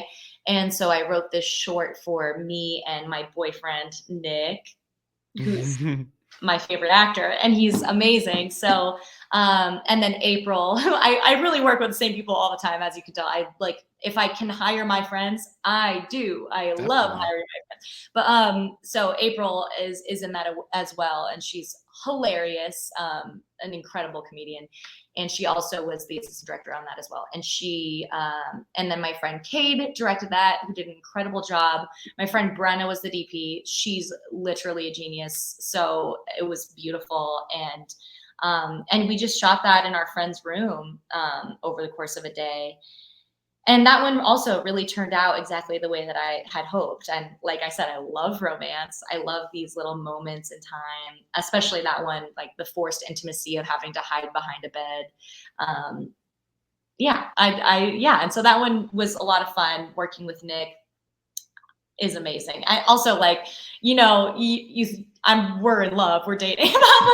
I'm like there having nervous feelings, like I hope he likes you back. And I'm like, Jetta, you're in a relationship. Like, don't even be nervous about it. But yeah, and he, again, working with the same people all the time. Nick was also in Baby Blue, my music video that had come out last year, and we had only been dating for 2 weeks when I asked him to be in that music video. Oh my God. Yeah, I was like, well, I had a really good feeling about it, but I was like, hey, do you want to like be in my music video and dance and, you know, hold hands and stuff? And luckily, yes. So yeah, that one. And my friend Liz, who I mentioned earlier, she was the choreographer for that. My friend Megan was the director. Tom, the DP.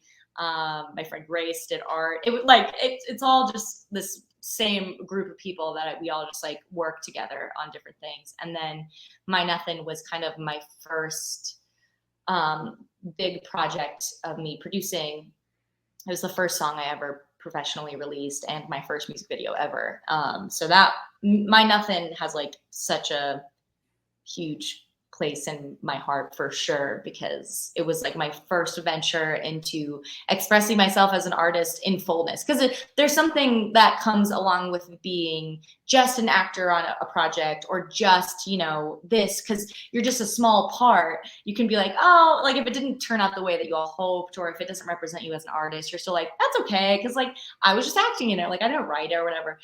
You know, my nothing, I wrote the song, I sang it, I'm acting in it, and I produced it, and I like designed the creative vision for it. So it just was like, you know, it felt like a lot of me being put forward, and I was just scared of people not liking it or having it not resonate with people, because it just felt like a lot of me to put out there and to be like, here it is, like and luckily the response was extremely positive, and you know, I still get messages about my nothing, and that means the world to me. And now it has like 600,000 streams on Spotify, which is Wow. crazy. Like my brain can't even like compute.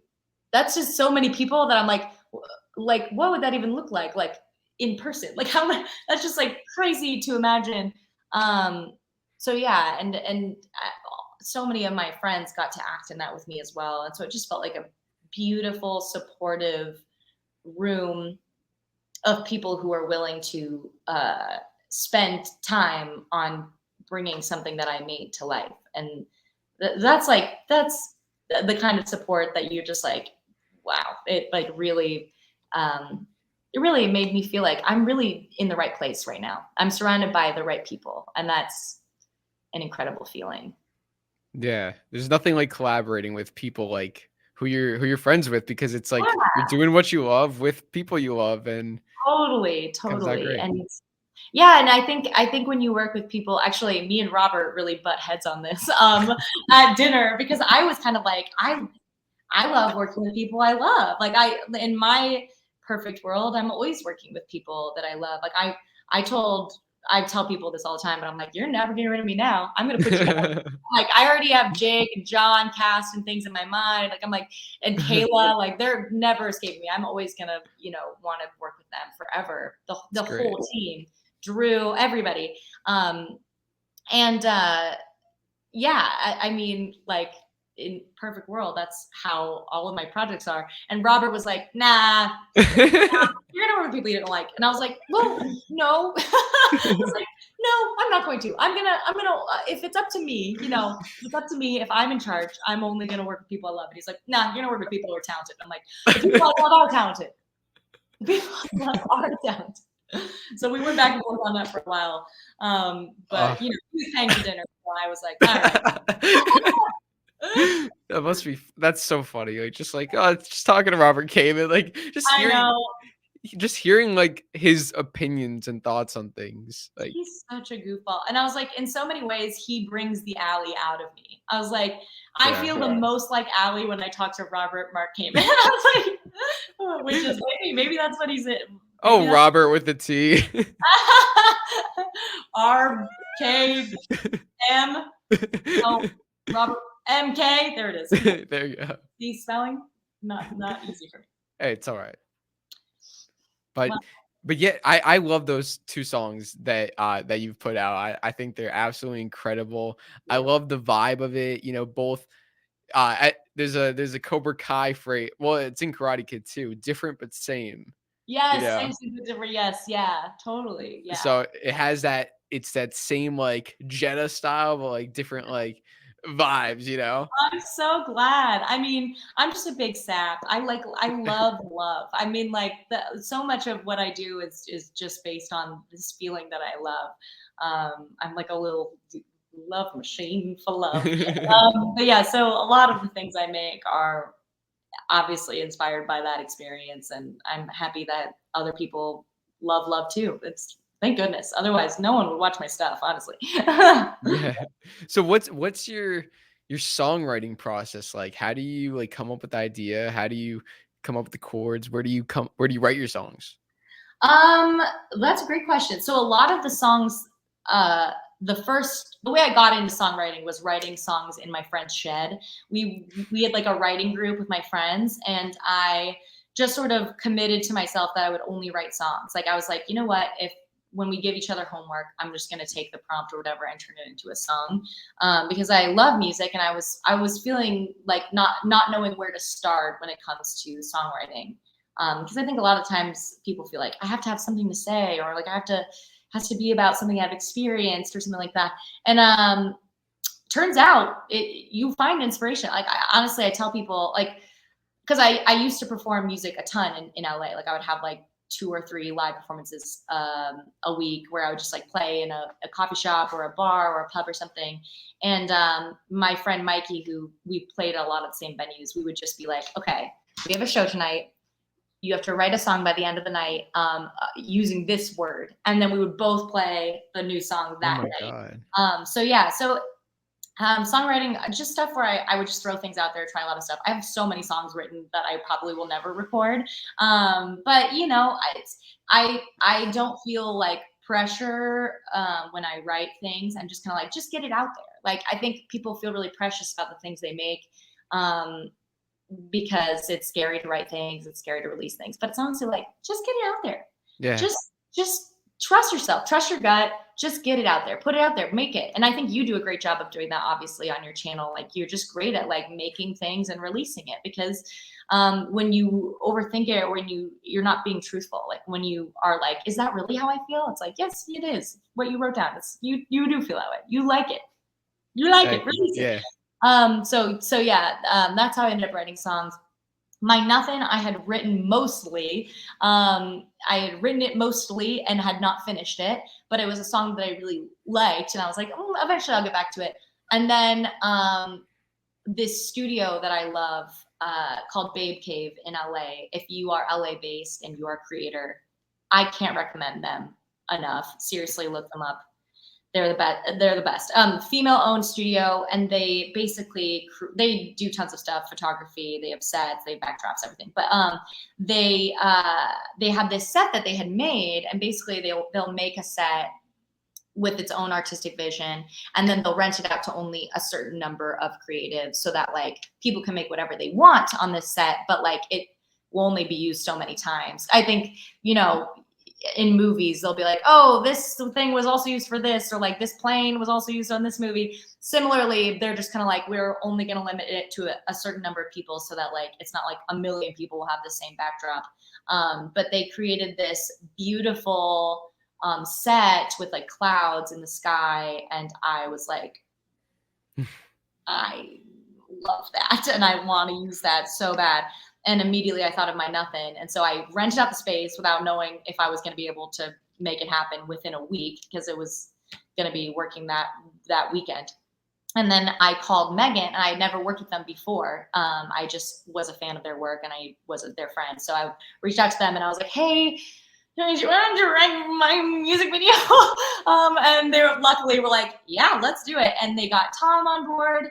And within a week, I finished writing the song. I also called this music producer. I'm just chaotic. I just will be like, if I can make it happen, I will do it. So I had sang backup vocals on a country album years ago, and I had met this guy Greg and his studio. He works at New Monkey Studios, and we had stayed in touch and he had come to, I think, a couple of my live shows, but so he knew that I was a singer and I was still making music. I reached out to him and I was like, hey, do you want to record a song like tomorrow? And he was like, yeah, okay. So we recorded the song. I think we got the version of it that we were going to record it to like the day before the day on set. Cast all my friends in it. We like, my roommate at the time, Trisha, who did costumes and tons of the other sets, we like made everything by hand. She literally made my tutu. I made my little hat. Everything in My Nothing is like handmade. Wow. And was like scrambled within a week, like literally thrown together. And then the next day we shot it, and it took all day long. It was a dream come true. It was like so much fun. I had the best time ever. And then we released it like 2 weeks later, and it was crazy. So it was like all within a month. I don't know. So that's how that ended up happening.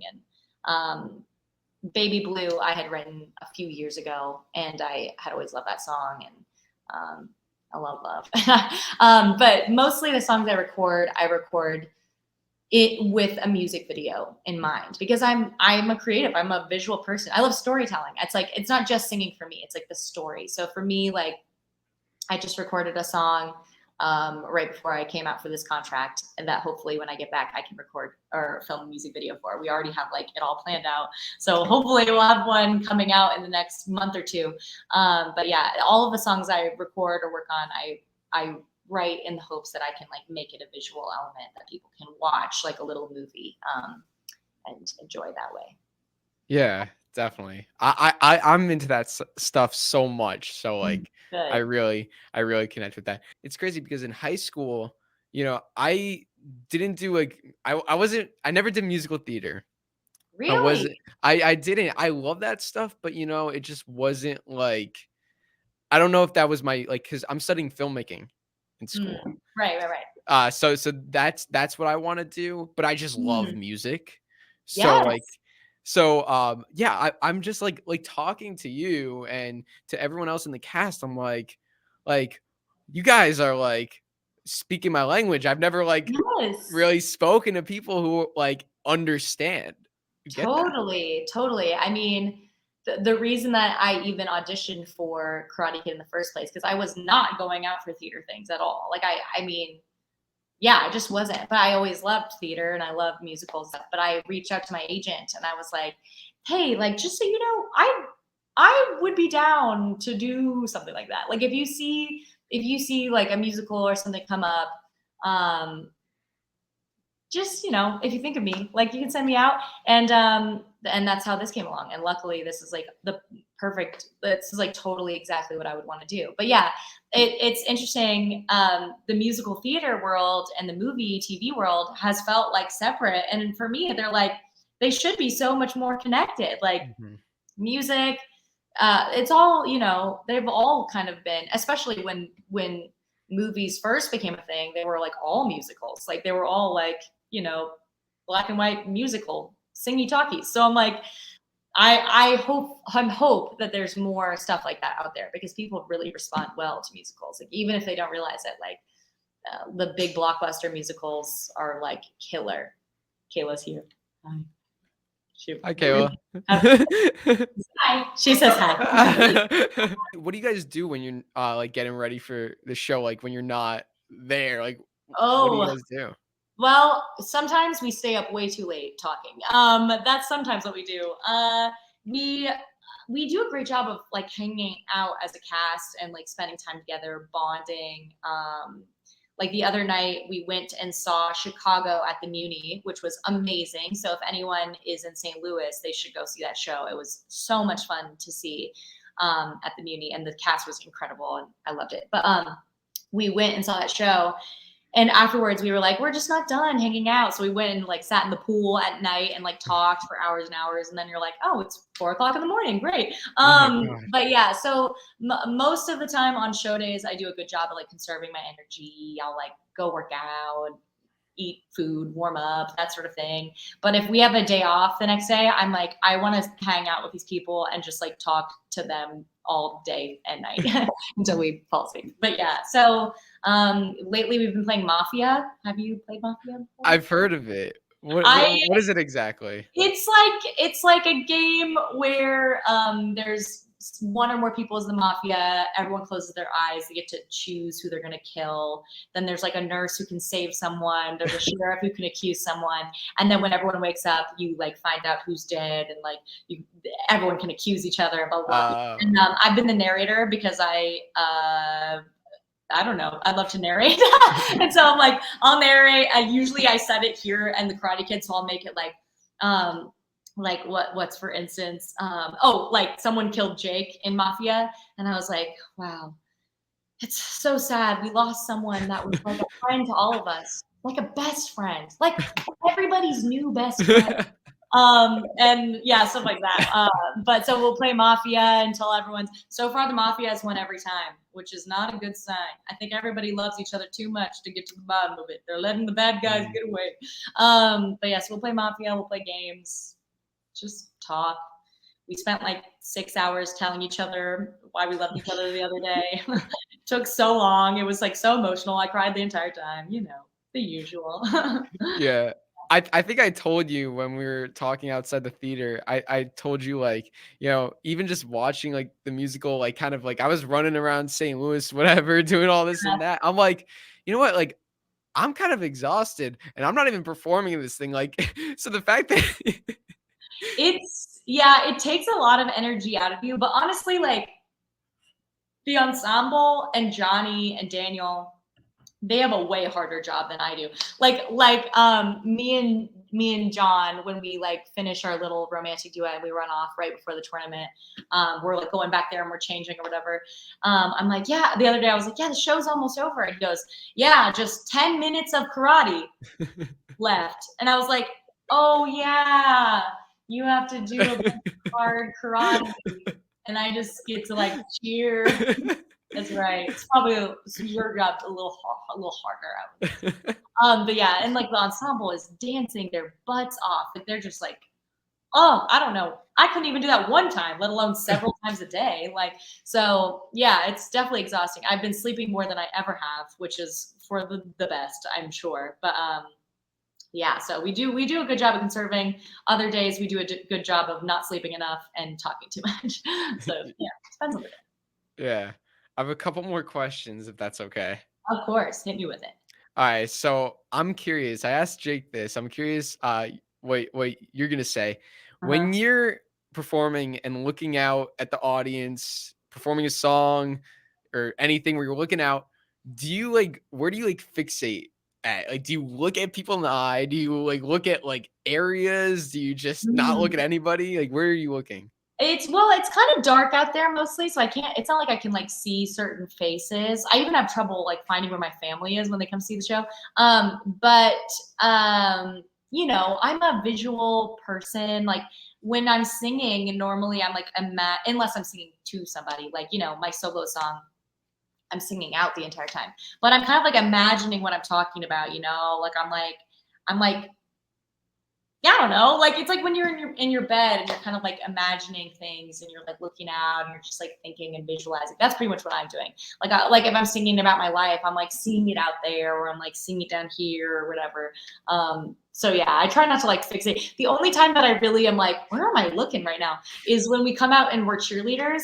That's when I'm like spirit.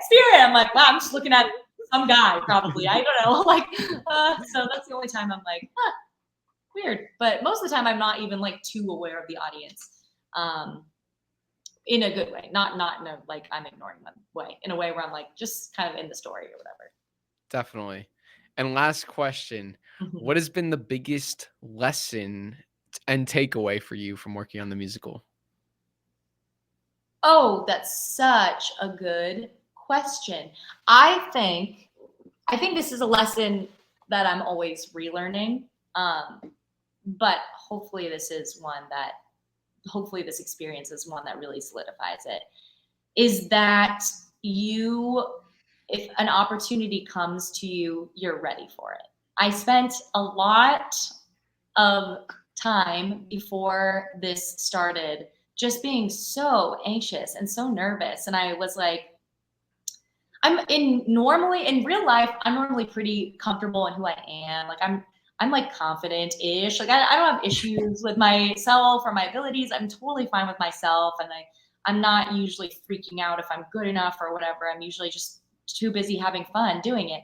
But this time, you know, I found out I was cast in January and we didn't start rehearsals until April. So January, February, March, like that was a long time for me to be overthinking it. And I surely did. I spent so much time just like freaking out, feeling nervous, feeling like I wasn't going to be good enough, feeling like they made a mistake or that they cast the wrong person or that I was going to ruin the Karate Kid, like stuff like that.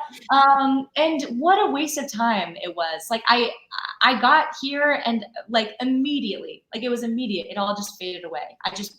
It was immediately replaced with just gratitude of being here, immense love for the team I get to work with, Amon, Drew, Keone Amari, Mastro, Richard, this cast, John, Jake, Alan, Kate, everybody, it was immediately replaced with just like gratitude and love and joy and just fun. And I feel badly for the Jetta who was worried about this experience, because I wish I could go back in time and be like, shh, shh, shh, shh, calm down. It's gonna be fine. It's gonna be great. In fact, it's gonna be amazing. It's gonna be fun.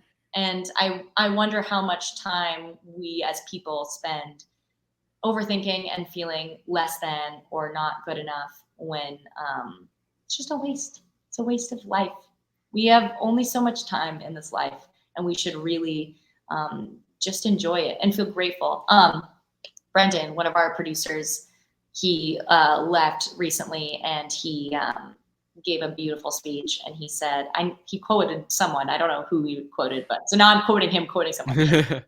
If there's only one prayer we ever say in this life, thank you is good enough. And I'm like, there's one thing that I've just been saying over and over and over again. I think probably a million times a day. It's just thank you, thank you, thank you, thank you, thank you. When I'm off stage and I'm watching it or I'm about to go on, I'm like, thank you, thank you, thank you, thank you, thank you. And when the show ends and, you know, we get to like look at other people who came out to see this, I'm just, thank you. Like, it's, even this interview, I'm like, wow, thank you. This is so special. I love this job. I love knowing the people that I know now. And poor January Jetta. Like, girlfriend, chill. But yeah, but I'm so happy to be here now. And no matter what happens after this, I'm just so grateful and happy that this is a part of my story now, that I got to experience this, and I will never forget it, for sure. Yeah. It's your journey. This is all part of a journey. Yeah, it's crazy. I'm like, who knows what comes next? But the fact that this was part of it, oh my gosh, that's good enough for me. Yeah. I'm so happy. And you learn different things, as you just mentioned. So like now, next time, like, even though it's okay to, you know, you like to worry a little bit, because you don't want to be like too confident. No, that's not even like what it's about, you know? Like, I think also people are so worried to be confident and assured of themselves, because we've been like conditioned to think that means that you have an ego or something, and that's literally not it. Like, it's good to know what you like to do. It's good to know what makes you feel good, and like know that what you're good at. That's amazing. And everything we do is supposed to be a gift for other people. And if you're using your gifts to serve others, to make other people feel happy, to entertain other people, that means that you're doing the right thing, you know? Like, that's it. So that's all I hope to do with the things I make. You know, it's not only is this what I like to do, it's more than whether or not I'm good at it. It's what I like to do, and hopefully it's good for other people. Yeah, I love that. And especially since, like, you know, like, you're someone who people look up to when they see your films, when they see you in the show. I'm being serious. So if you're not being yourself, if you're kind of hiding that, then who are people really looking up to? Exactly. You're literally depriving people of your gifts. You're depriving people of who you truly are. And I think that is a huge no-no. You should let yourself shine, because it encourages other people to shine as well. It encourages other people to live their authentic life and do their truest thing and follow their dreams. And that's what this life is about. Let me tell you. So yeah. Yeah. Anything is possible. Follow your dreams, everybody. Follow your dreams. Follow your dreams. Yeah, that's right. That's the takeaway. And now everyone gets a sticker and a little popsicle. And now go tell your mom that you love her. There you go. There you go. Well, Jetta, thank you so much for talking to me today. Such an honor. Like, you have such a positive energy just about life and everything about like film and music, and even in the musical, like, it just all comes through. So it's just so great talking to you. Thank you. So great talking to you too. We're all such fans of yours, and yeah, I just am so excited to see all the things that you do. So thank you so much for having me. And same here. And I'll see you in July. See you in July! Yay! I'm so excited. So thank you everyone for watching. We'll see you next time on Cobra Kai Kid. And until then, remember, Cobra Kai never dies.